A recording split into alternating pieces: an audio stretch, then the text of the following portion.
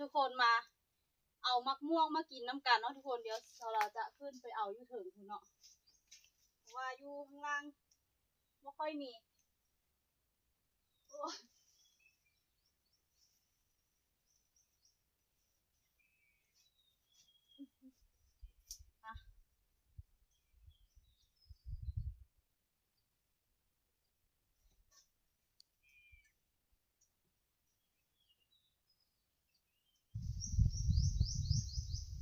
สบายดีทุกคนยินดีต้อนรับเข้าสู่ช่องสาวลาวสะพายอีสานจังหวัดสกลนครอำเภอสองดาวเนาะทุกคนมื้อนี้มาพบเจอกันในวันที่6เมษายน2568เนาะมื้อนี้กะแดดแห้งว่าซ่านทุกคนเอ้ยเบิ่งในป่าอย่างยังแดดจ้าป่านนี้เนาะสาวลาวกะโอ้ยอดทนบ่ไหวเนาะอยู่บ้านบ่ไหวกะมาอยู่ทงมาอยู่ท่านี่แหละทุกคนมื้อนี้สิพาทุกคนมาขุดกุดจี้เนาะทุกคนเนาะไปหาขุดกุดจี้มาให้แม่ย่าเอาไว้แกงใส่หน่อไม้เนาะทุกคนแม่ย่าก็มักกุดจีแกงใส่หน่อไม้ซะเหลือเกินเป็นชีวิตจิตใจเนาะทุกคนสาวลาวกะเลยอาสามาหาคุดกุดจีไปให้แม่ย่าเนาะทุกคนเนาะเพราะว่าสาวลาวบ่ค่อยมักปานใดเนาะทุกคนบ่ค่อยมักกุดจีปานใดแต่ว่ากะหาให้เพื่อนกินเนาะเพราะว่าเพื่อนมัก เห็นเพื่อนกินก็ดีใจแล้วเนาะมาตอนนี้เฮากะอยู่นี่แหละสาวลาวก็อยู่นี่แหละป่ายางของข้าเจ้านี่เนาะเป็นทางไปทางผ่านพาน้องควายย่างผ่านป่ายางนี่ไปหา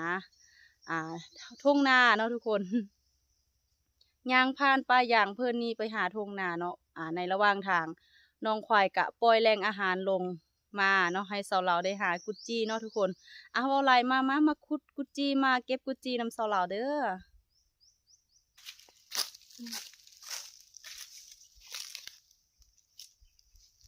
มาเก็บกุดจีน้ำกันทุกคน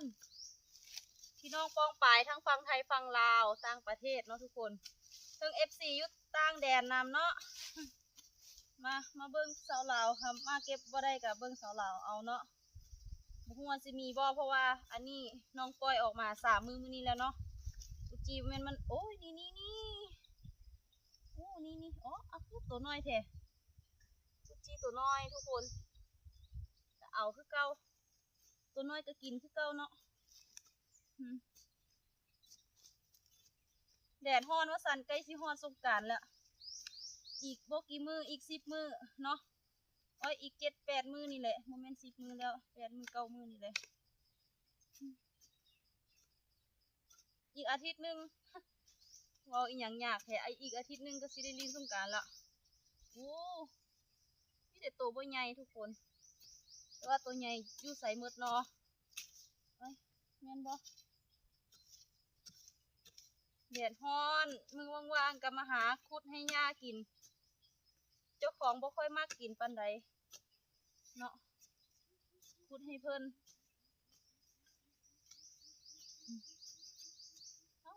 มีบ่เนาะว่าแต่ขุดให้เพิ่นนี่ไม่ใส่เนาะบัดนี้กุดจีเฮียไปใส่หมดโอ้ได้เรื่องแล้วบัดนี้กุดจีนี่ปลาหมดโอ้นี่ตัวใหญ่อยู่ทุกคนนี่ไงได้แล้วตัวใหญ่โอ้หนีอยู่แต่ว่าไม่ค่อยหลายเพราะว่ามันอาจจะไปอยู่กล่องอื่นเมื่อเนาะเพราะว่าอันนี้มันเก่าแล้ว3 มื้อนี้แล้วคิดว่ามันจะโบมาอยู่แล้วไม่ไปทางอื่นอุ้ยนี่ล่ะนี่อู้ตัวใหญ่อยู่ทุกคนนี่ตัวใหญ่อยู่เด้อ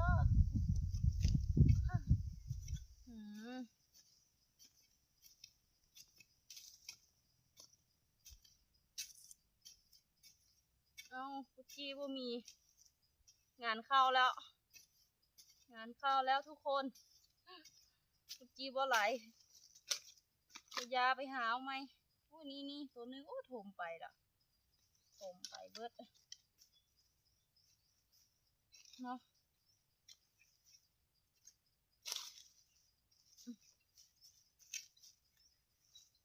ได้อยู่บ่ไหลได้ซ้ำนี่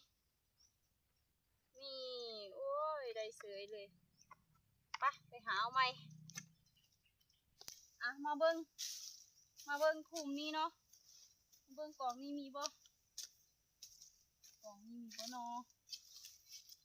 พากันมีปลาเมื่อละ จีกับบ่ได้แม่นของง่ายๆเด้ออุ้ยอุ้ยนี่มีอยู่อันนี้น่าจะเมื่อวานนี้เนาะกล่องนี้น่าจะปล่อยออกเมื่อวานโอ้ก็เป็นมื้อก่อนคือกันเพราะว่าเมื่อวานเซาเหล่าเลี้ยงอยู่นาเจ้าของเมื่อวานกับมื้อนี้โอ้ยังอยู่ยังอยู่มาเก็บซอยแน่นี่หลายโตอยู่ตัวน้อยตัวใหญ่ปะปนกันไปอู้นี่ตัวใหญ่อยู่ตัวใหญ่ก็มีเนาะเก็บคนเดียวรุนคนเดียวอุ้ยนี่เด้โอ้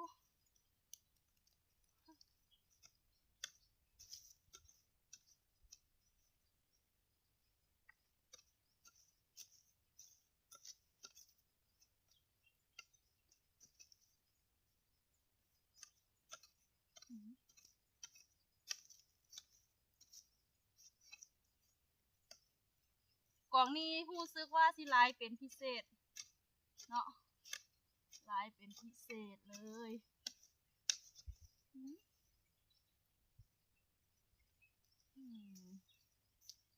อยู่ใส่เนาะอุ้ยตัวใหญ่เลยว่ะถมไปน้ำเก็บเอาน้ำถมเอาน้ำถมไปน้ำเนาะทุกคนอย่างเนาะมันอยู่คอกอยู่เค็มไรอุ้ยนึกว่าตัวใหญ่ตัวน้อยนึกว่าตัวใหญ่ตัวนี้ตัวใหญ่กุดจี้แดงมีหอดกุดจี้สีแดงเนาะทุกคนคล้ายๆแมงจีนูนเลย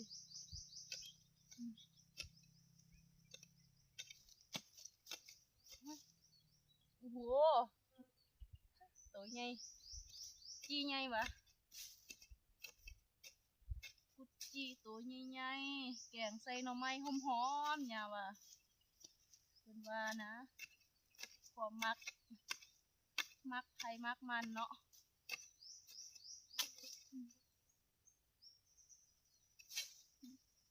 นี่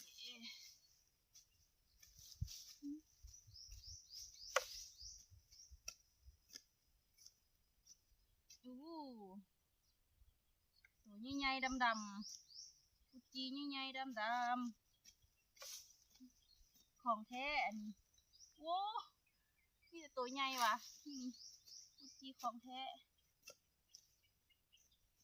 อันนี้ได้ซับพี่น้องเอ้ย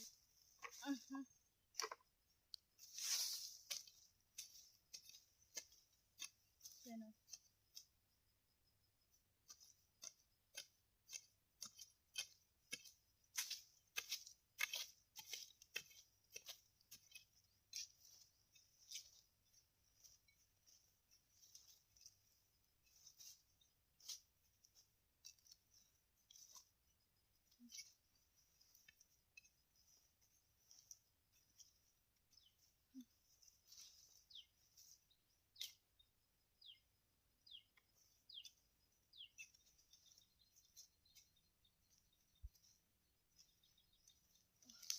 เบิดแล้วเรียบร้อย2 กล่องได้ซ้ำนี่เนาะแล้วเดี๋ยวไปหากินมักม่วงก้อนเนาะทุกคนฮ้อนแดดฮ้อนแหงเนาะทุกคนมาเอามักม่วงมากินน้ำกันเนาะทุกคนเดี๋ยวเราจะขึ้นไปเอาอยู่ถึงคุณเนาะว่าอยู่ข้างล่างไม่ค่อยมี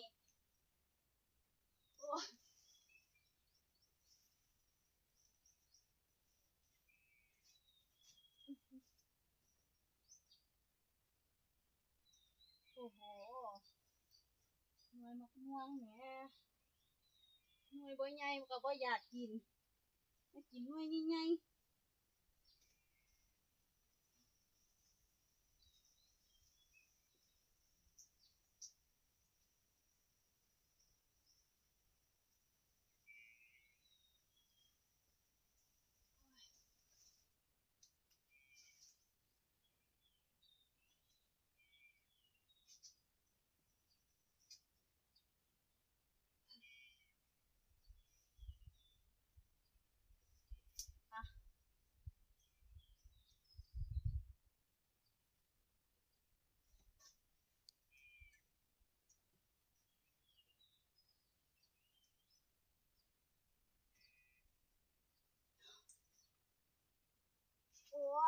สิได้กินมะม่วง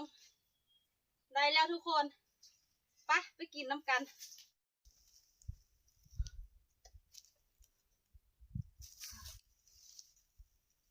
กินหน่วยใดดีก่อนกูจะกินหน่วยใดกินในกินหน่วยใดก่อนดีเนาะหน่วยนี้หรือหน่วยนี้หรือหน่วยนี้วะเอาหน่วยถึงก่อนเนาะทุกคนกินหน่วยถึงก่อนปาดอย่างออกก่อนฮ้อนแดดแห้งทุกคนไปก้นกุจีกับฮ้อนคักฮ้อนแน่ได้บ่หลายปอกเปลือกออกก่อน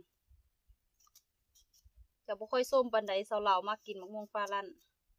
อันแม่นมะม่วงแก้วเซาเหลาก็กินบ่ได้ส้มเกินไปมานั่งตามสบาย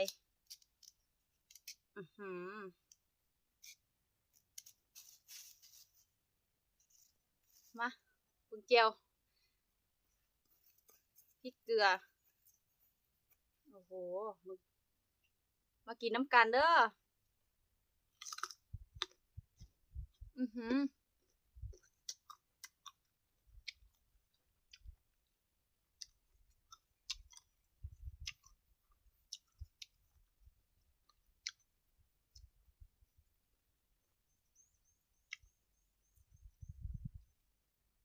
ถ้าเจ้าว่ากินมะม่วงกินเลือกกินอีหยังก็สร้างกินส้มกินหยังก็สร้าง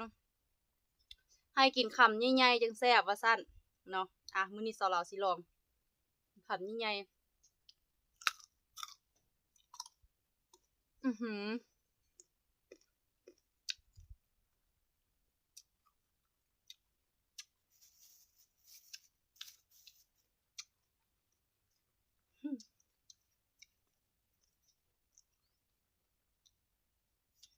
มดตอม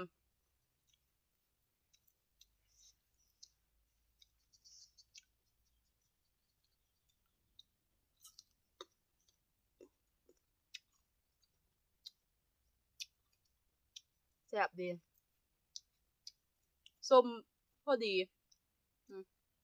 บ่ส้มเกินไป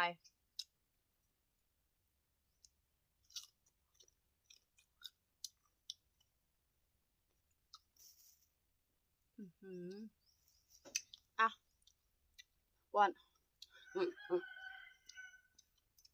ให้กินมะม่วงน้ำกัน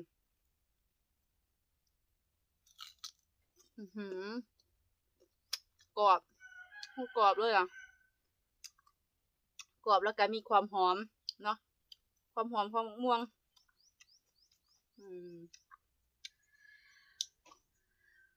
กรอบดีประกอบกับเบิ้งแต่เสียงย่ำรส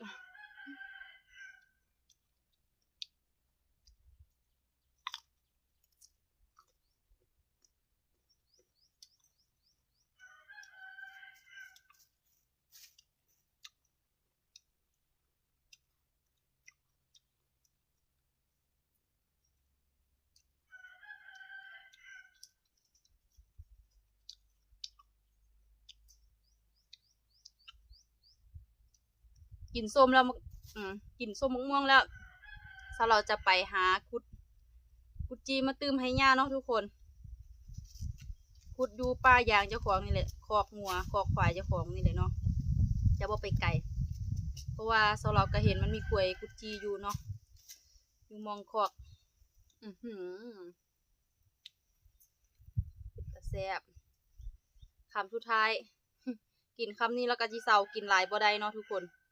สิไปหากุดจีเนาะจักหน่อยก็สิปล่อยน้องควายออกเลี้ยง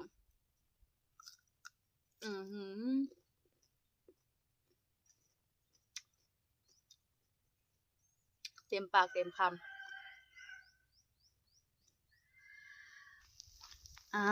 ไก่มาเคลียออกแล้วไก่ปูเพง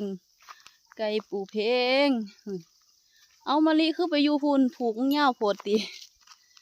ผูกมะลิเง่าโพดตินอนนั่นว่าสิมาก้นผัดไก่เคลียหมดแล้วซุ่มไก่นี่ก็ได้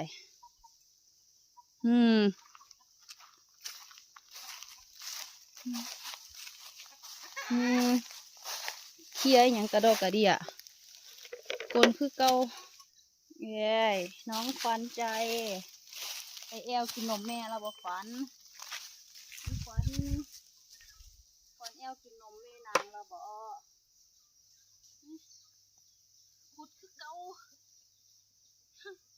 อยู่ใส่ละกุจีนี่คือเละเมดไก่เคลียเมดทุกคนนี่บ่ไก่ปูเพ่งมาเคลียตะขี้ควายมาเคลียแต่คอควายสาวเหล่าได้หนึ่งไก่ปูเพ่งเคลียแต่คอควายสาวเหล่าเลย